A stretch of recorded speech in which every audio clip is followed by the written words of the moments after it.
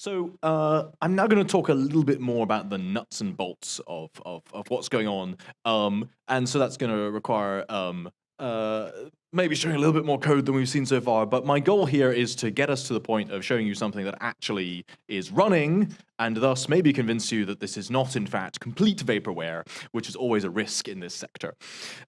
So why are and the thing I'm going to show you is called Plutus Playgrounds. This is going to be a nice little online environment that we can use to demo some simple things at this stage. And that, after all, is the point. Why are we here? What is the point of all of this stuff that we witter on about constantly? Blockchains, ledgers, blah blah blah blah blah blah blah. We want to actually write something, write a contract, write something that does something useful. And unless we can do that, then everything's vanity. Right, so that's what we're going to try and do today, and and what I'm going to show you is actually live on the internet today. So you lot can even do something which is extremely risky. Who knows what you might do? So Plutus Playground is an environment for writing and testing smart contracts written on the Plutus Platform, which is our platform for doing smart contracts. What does that all mean? It's all right. I'll explain. To begin with, before we go a bit further, since this is occurring slightly out of context, I'm going to do a little bit of an overview again of what Cardano's ledger technology looks like, because we're going to be Marlow is very nice, it's very high level, it's very independent of what's how a lot of it is actually implemented. That is not true for Plutus. We're actually going to be thinking about the details of how these things stick together. So we need to know what the model looks like. So you've seen this picture several times already. This is our picture of a graph. And in this case, it is a UTXO graph, which is this unpronounceable acronym that means unspent transaction outputs. So now this is an old idea. So Bitcoin uses this model. And what is it? Well, you think of a transaction, which is one of these rectangular blocks here, and the transaction has some inputs. It spends some things, and it has some outputs, which are the black lines, which are things that come out of it, which then kind of dangle around until somebody else spends them. And this is then the fundamental concept of how the ledger works, is then joining up these pieces. The money flows along the lines. All fairly understandable. And this then got became somewhat less popular. So Ethereum, which is obviously a big deal nowadays, doesn't use this model at all. Instead, they model people's accounts directly. So here, in this model, who owns? What do you own? Well, you have to go and look at all the black outputs that are lying around and work out which ones you own, and then that tells you how much money you have. In the Ethereum model, instead, that's just kind of the primitive state of the system, is who owns what. Now, the disadvantage of that is that, well, it's very imperative. We have this big state, which is the state of the whole world and everybody's accounts, and every time something happens, we have to shuffle things across from one place to the other. Whereas actually the UTXO model, it's quite nice and functional. It's just a data flow graph. We just have inputs and outputs, join them up. Everything's local. You look at one transaction, you only need to look at its inputs and outputs. It doesn't do anything to anything else.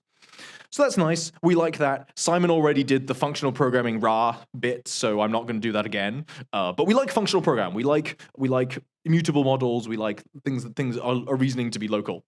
So that's nice. In addition, we can still model things that are stateful. It's just that in the Ethereum model, where you change the state of something directly, here it's more the case that we need to kind of keep track of our state as we go and pass it along, which is often how we deal with state in a functional programming world. And we get quite a powerful notion of programming here. So again, we're still using at base the model that Ethereum uses for how to actually inject some logic into this simple model of transactions, which is that these circles on the graph where a black edge meets a red edge, what happens there? Well, the answer that we give is that the black edge is allowed to be locked. You can think of it as just having a lock on it, and we call that the validator. And then in order to spend it, the red edge has to provide a redeemer, which is like a key. And what you do is you give the redeemer to the validator, which is a function. And if the validator says, yep, looks good to me, then you're allowed to spend the money. Otherwise, you're not. So this in some ways a very simple model. Again, it's all very local. All the action happens in that circle. But you can still do quite a lot with it, really. This very simple kind of lock and key mechanism. And we extend that model a little bit. And I'm going to explain a little bit about that now because it's somewhat important. So we're going to focus in on again on this little dot here, which is where the action happens. So as I said, the output that you're using gets locked by a validator. The input unlocks it with a redeemer. And then there's some additional data that we pass along. So as it is, these things are just kind of floating in the void. They could be anywhere in the ledger. They have no notion of what's happening, time, space, whatever. The redeemer can contain some information, but we add two things. One is that on the outgoing edge, so along with the validator, we also allow you to keep a bit of state as well. So you keep some data. Why do we do this? There are a number of reasons, but the most important reason is to make it easier to write these kind of state passing models. So you might want to model your contract as a state machine or something like that. And then it's very natural to have the validator tell you how to transition and the data script tell you what the state is. I will not show you an example of that yet, but in this instance, but it turns out to be important. And in addition, we also pass in some information about the transaction that is spending the output. So that means that the validator gets access not only to the sort of the red edge, but to the whole block that's consuming it. And this is very important because it allows you to set some conditions on how your money is spent.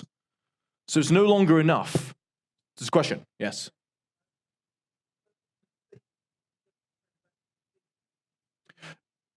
No, sorry. It gets access to, it can see the transaction that is spending it.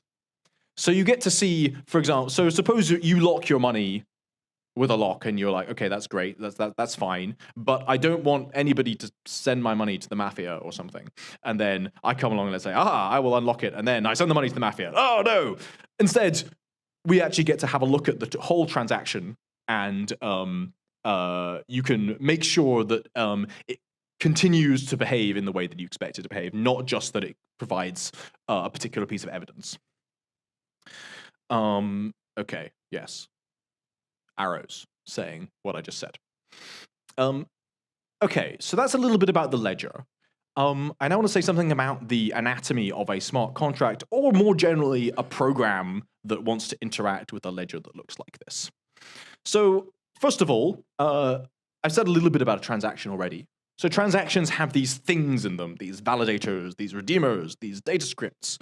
What are they? They're code. And I haven't told you what sort of code it is, but I'll now tell you that this is code written in Plutus Core, which is a language that we've designed, and you can kind of think of that as like the assembly language of the Cardano blockchain. So it's not something that you're going to write as a human.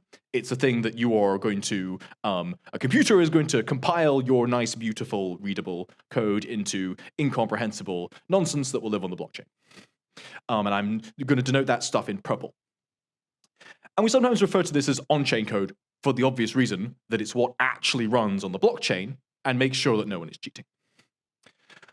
Often then, there's some code that runs off the chain, often in a wallet, which is a piece of software run by a user, and so therefore is often acting as a proxy for the user. It's their agent.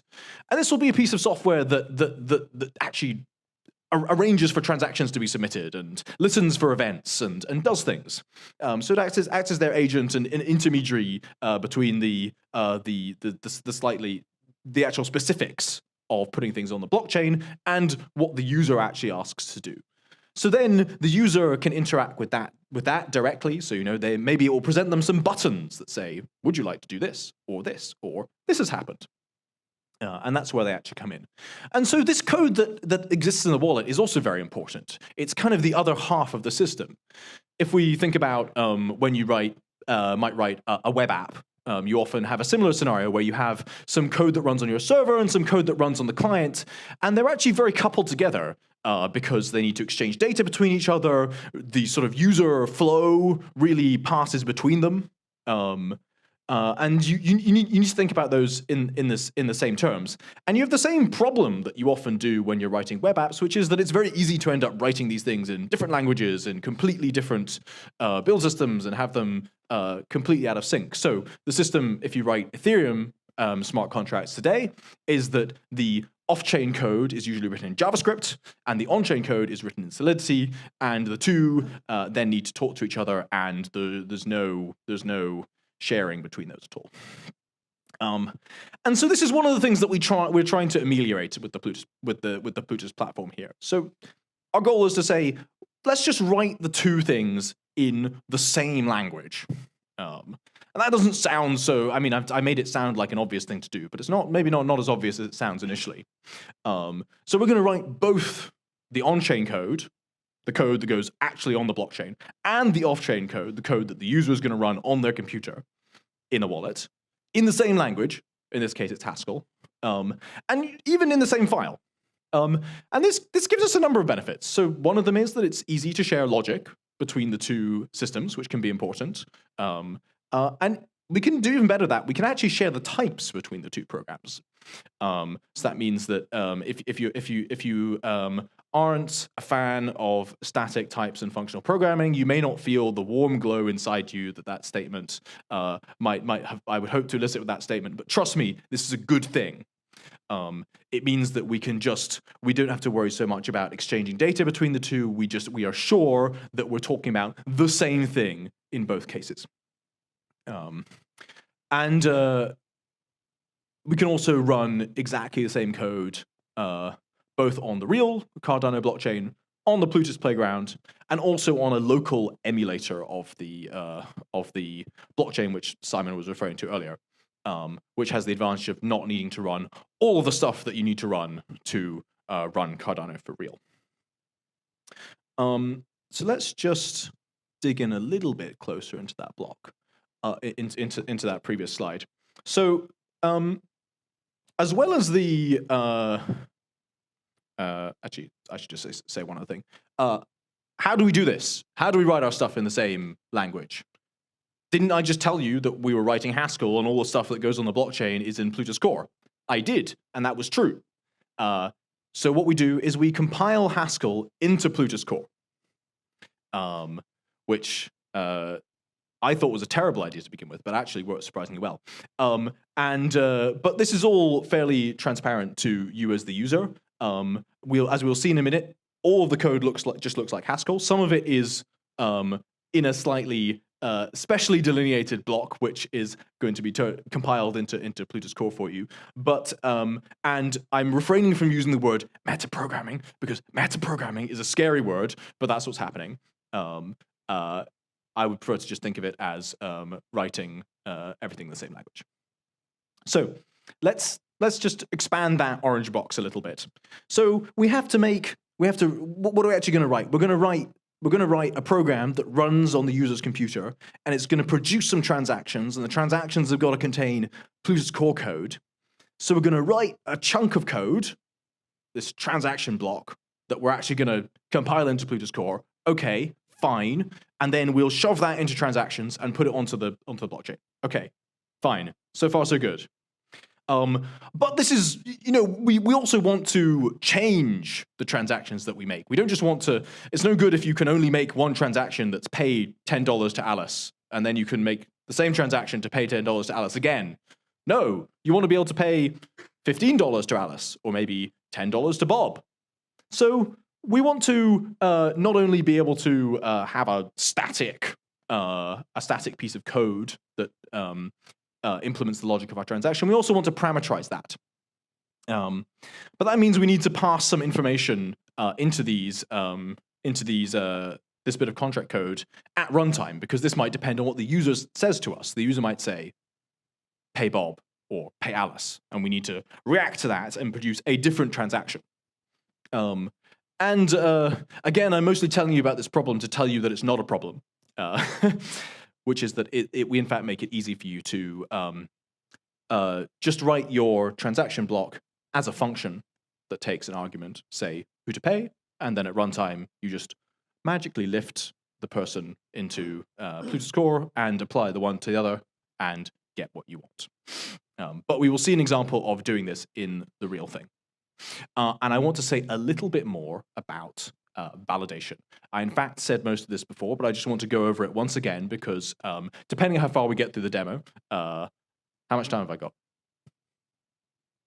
Keep going. Okay, good. Depending on how far we get through the demo, we may or may not need to know about all of this, but let's talk about it a little bit first anyway. As a reminder, how does validation work? Remember, this is the thing that happens in the circle that tells us whether or not we're allowed to spend the money. So, the black edge, the transaction output, has the validator, the lock, on it. It also has the data script on it. Okay. The spending transaction, the red edge, has the redeemer script, that's the key, on it. We also pass in some validation information about the transaction. Remember, that's telling us whether we're sending our money to the mafia. And that is computed by the slot leader. That's the Cardano name for the core node, the person who's actually running this. All of that stuff is glued together via the magical technique we call function application. The validator is simply a function. We just feed it all these things as arguments. We check whether that evaluates. If it does, you can spend the money. If it doesn't, reject it. That's the model. Why not one function?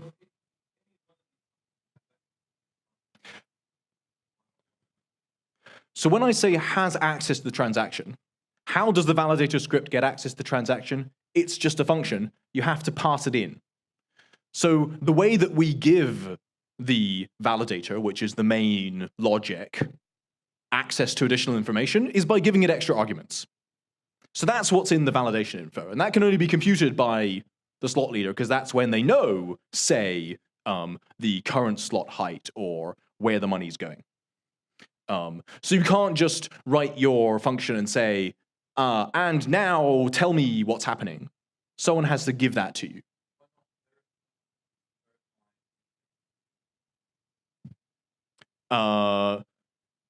Sorry?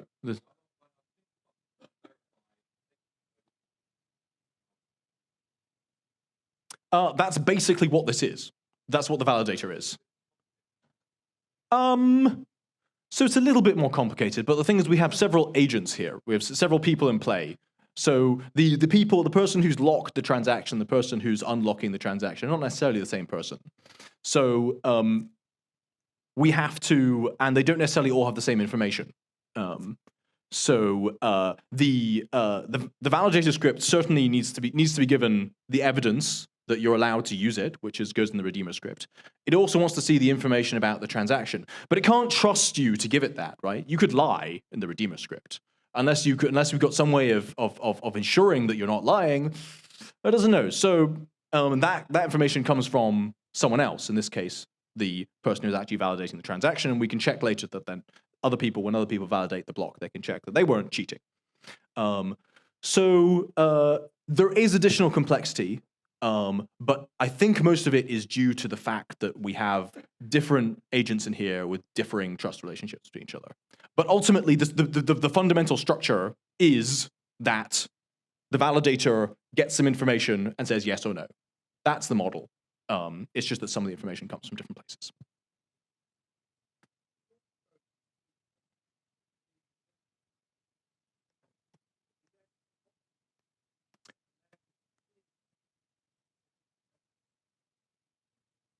Yes, so as I said before, this model is obviously descended from Bitcoin. You could ditch all this validation info and say, instead, you have magic functions that tell you this information. And as to why we don't do that, this way our language is simpler. You don't need your special opcodes, your special support in the language, because how do you get the information? It's just a function argument. There's nothing magic about it. And the smaller our language, I haven't really talked much about the design of Plutus core so far, but our goal here is really to make it as small and as well studied and as standard as possible, so that there are no nasty surprises and the proofs are easy and we don't accidentally find out later that everything is broken.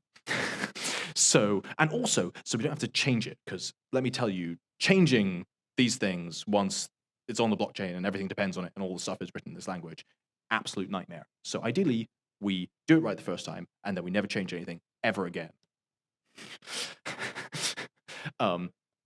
Yeah, but that means that this things like this where we externalize the information and we say, well, it's not our problem.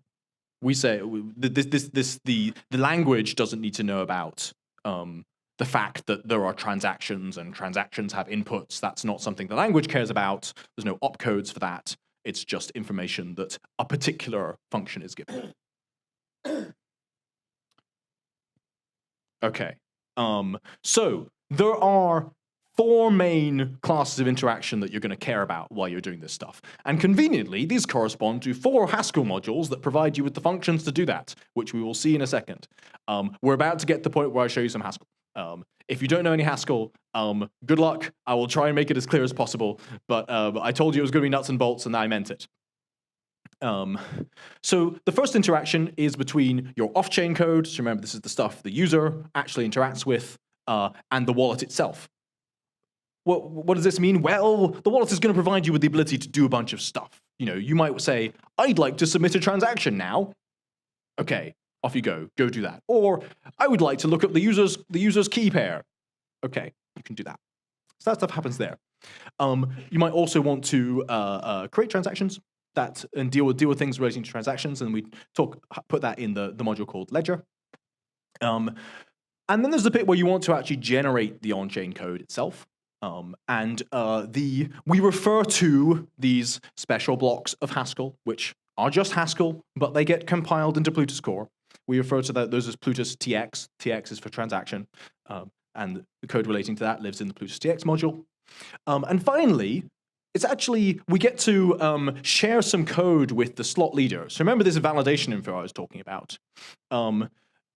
We get exactly the same benefit I was talking about before when I said, well, we can share the types, and so we know that everything's going to line up, and we're not going to make any mistakes.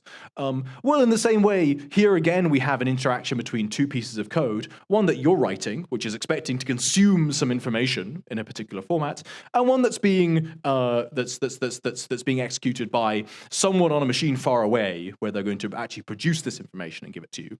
And jolly well better line up, otherwise bad things are going to happen. Fortunately, it's exactly the same code, so it will. And that lives in ledger.validation. Okay, let me show you some actual real things. So this is the Plutus Playground. You can see the URL at the top. That's a public URL. You can go and look at it if you like. It comes with a number of examples over here. So the one I'm going to show you now is an example of a simple crowdfunding contract. There's also one that implements, so the simplest one is one that implements a sort of guessing game, and there's one that just shows you how to do some logging, and another one that implements a vesting scheme. But the crowdfunding one is kind of a nice middle ground of complexity. You can also see there's a tutorial and some links to the API documentation. And if you happen to write your own beautifully crafted contract and you don't lose it forever, you can now save them into gists on GitHub, which is quite nice, actually. This will also be getting a bit of a facelift. This UI will be before the summit, but this is a slightly older version, but it works, so it will do.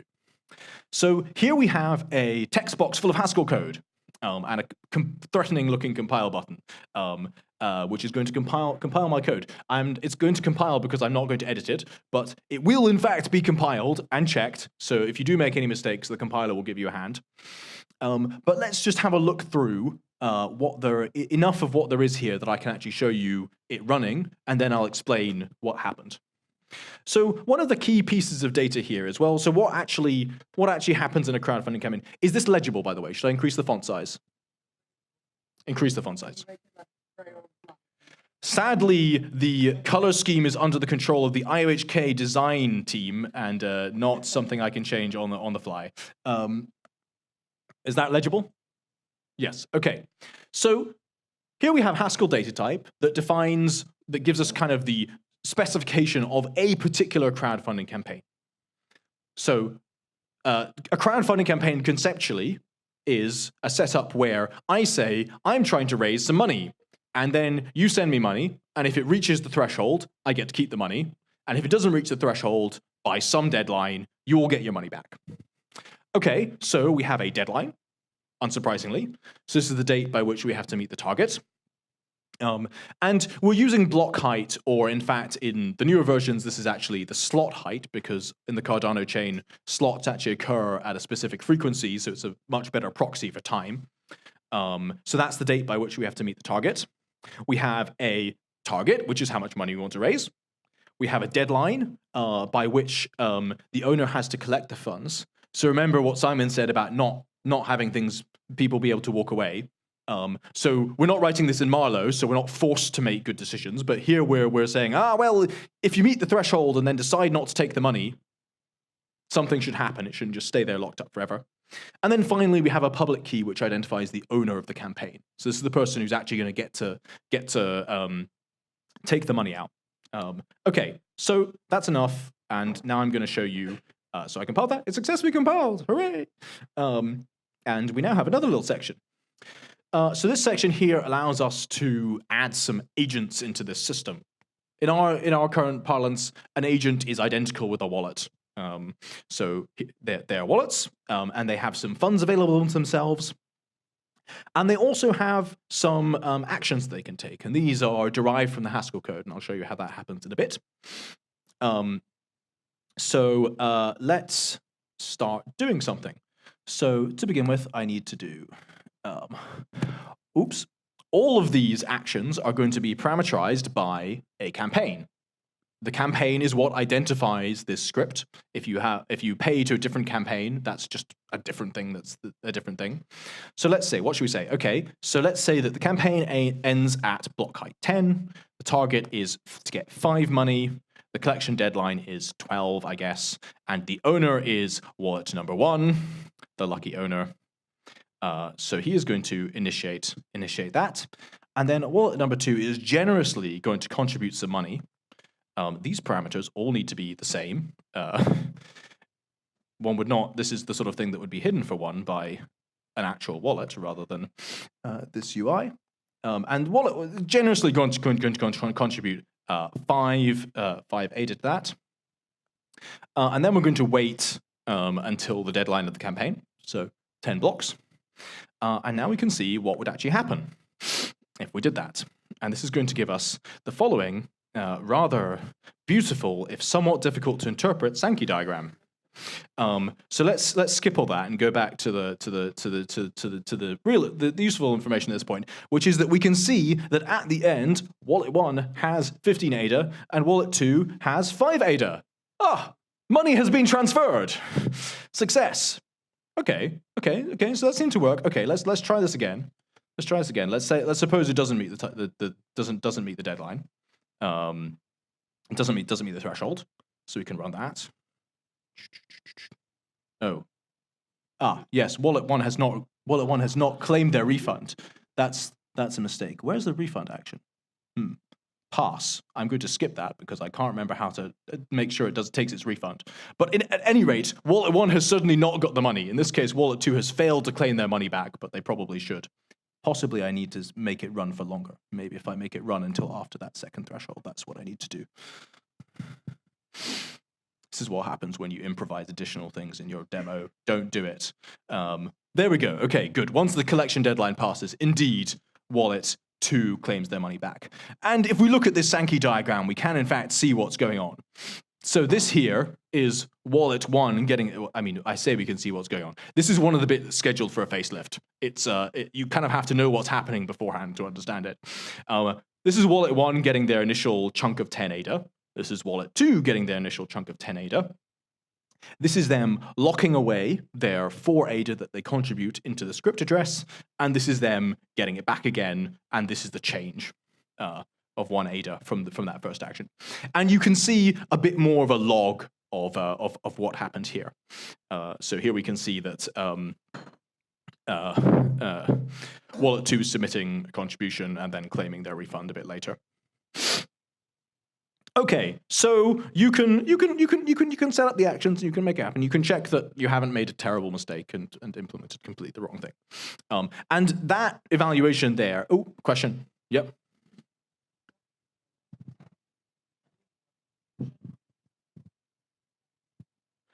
Very good point. Yes. So I didn't put any actions in for either the owner or the contributors taking the money out of the contract.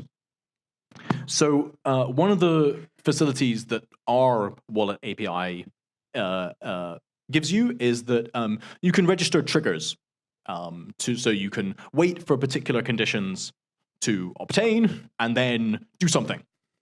And in particular, you probably don't want to wait for user interaction to claim the money back because there's these timeouts, and if you miss the threshold, then you might lose your money. So instead, when you make a contribution, it also tells the wallet, wait for the deadline, and if the money hasn't been claimed, then claim my money back. And that then happens automatically the moment your wallet finds out that that's happened. You could implement it so that everybody had to do all that manually, but that's just more error prone. And this implementation does the version with triggers. You could do one that was manual. Yeah, I mean that's just like real life, right? I mean, if there's these deadlines or timeouts in Marlowe or something, and you go offline while the timeout passes, sucks to be you. Like, so yeah, if you've got something where there's timeouts and you need to be online to do something about your timeouts. Of course, if you were doing this for real and you really cared about this, maybe you would have a wallet that runs on a special server that's run by someone who makes sure that it's always up and gets really good access to things so that you never miss any of these windows, if you really cared about these interactions. But for a casual user who's doing something on there, who runs a wallet on their laptop, well, no one's going to submit transactions for you unless you ask them to.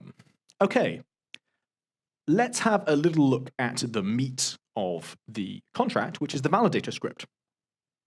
So there's a bit of ceremony here, which I'm going to completely skim over, and just focus on this chunk of stuff here that begins with the magic words plutustx.compile and some scary symbols.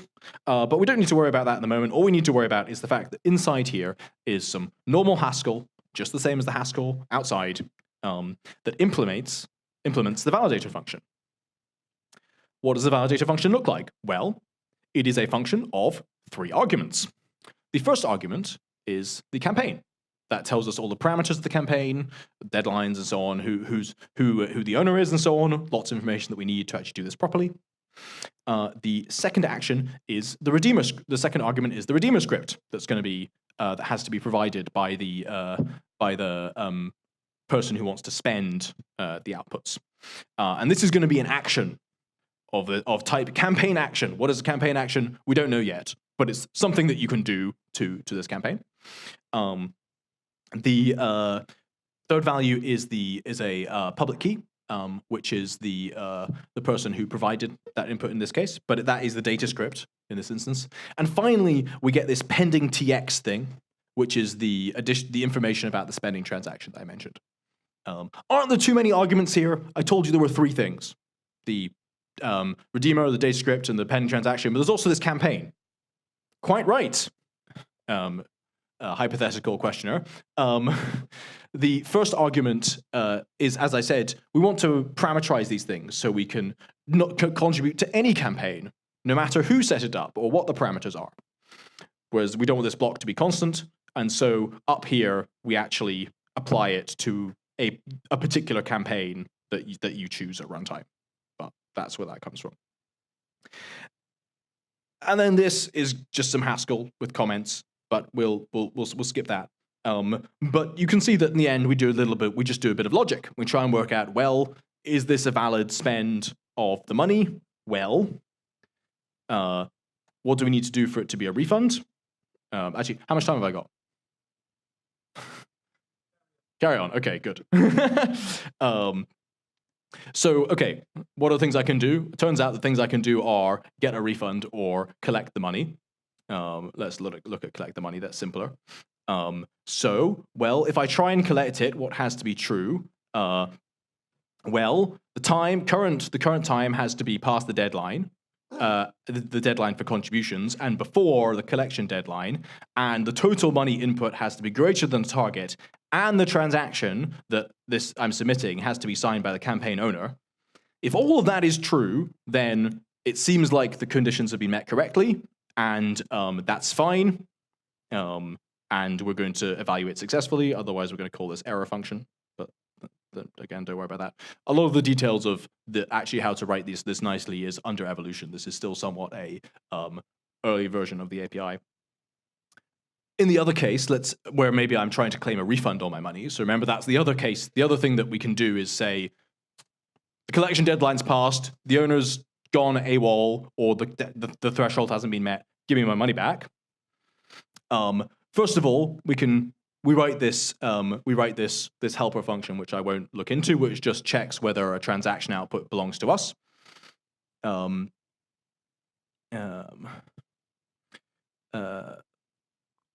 And so what this condition says is we're past the collection deadline, and you're only trying to spend the inputs that you paid, and you signed the transaction properly.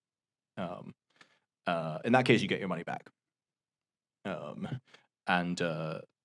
Yeah, that's the validator script.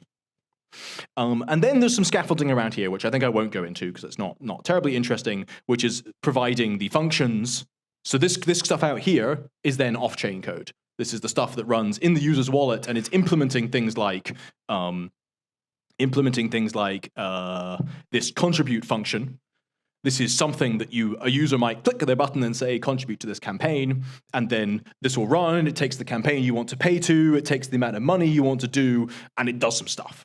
But it uses exactly the same campaign type as you use in the validator script, and all this is in the same file, type check together, should fit together. Yes, question?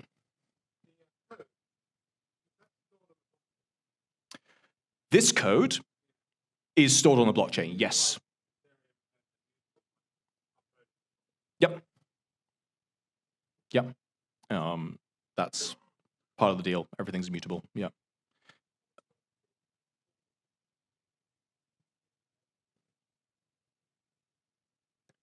So remember, this is the validator script. So where does it live? Well, it's attached to transaction output. That's where it lives. In fact, it's slightly more complicated than that. In fact, what you put on the transaction output is just the hash of the validator script, and it's the spending transaction has to provide the actual validator script, mainly because we want to make them pay for it, because it might be quite large. Yeah, they have to work out how to get that, probably by talking to you. They don't just look at this hash and go, yes, I will do a pre-image attack and work out what script has that hash. We don't expect people to do that. This isn't proof of work.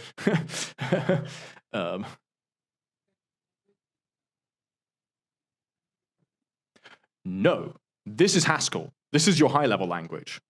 This is going to be compiled into Plutus Core. So that's what actually, so this text, this is not stored on the blockchain. This is compiled into something that's stored on the blockchain. And if we look up here, we will see, it's inside here. Inside here this is actually a blob of, it's a serialized blob of assembly language, effectively. And that's what actually lives on the blockchain. Otherwise, you'd have to run a Haskell compiler when you validate your transactions, and I don't think you want to do that. Yes? Is it actually bytecode? Is it actually math? It is a small extension of a strict system F omega with indexed fixed points, and we just store the terms serialized. So does that mean the semantics of the contract when running is strict on the yes. blockchain, but lazy in the wallet? No, it's strict all the time. You may rightly think that's a bit weird, and you'd be right, but it turns out to not be too weird in practice. But if you write it outside the Haskell, it's just Haskell's. That's then that's yeah. lazy, but if it's inside, Yeah. it's strict. You could potentially tie yourself in a knot with that, but we don't expect anybody to write anything sufficiently complicated that would matter. But yeah, there was a brief period where I accidentally made case statements strict, so it would always evaluate all the branches, and that was not so good. Yes. How are you doing on finishing? I think I could go through more details of this, but I think we could. Let's just go into Q&A. Let's Q&A.